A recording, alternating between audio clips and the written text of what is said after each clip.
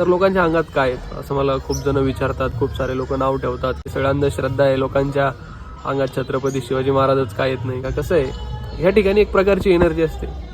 आता कसं आहे, आपलं जे शरीर आहे ही सुद्धा एक एनर्जी. आपण अन्न खातो त्यामध्ये एक एनर्जी, जेव्हा आपण ते ग्रहण करतो तर ती एनर्जी आपल्या बॉडीचा एक भाग बनते.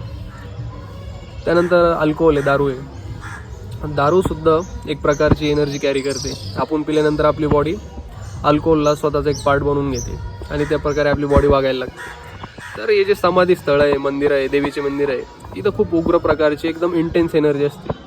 आणि जेव्हा आपली एनर्जी त्या एनर्जीच्या एक प्रकारे संपर्कात येते तर प्रत्येकाची बॉडी आणि माइंड तेवढं स्टेबल नसतं राहत आणि खूप सारे चुकीचे किंवा एक गुणधर्म असतात आपल्यामध्ये, ते सगळे बाहेर यायला लागतात. आणि त्यामुळे असे लोक अंगात आल्यासारखे दिसतात. ते एनर्जीला रिस्पॉन्ड करताय त्यांच्या पद्धतीने. तर त्यामध्ये काही वाईट नाही. लोक अंगात येत आहे तर ते त्यांचं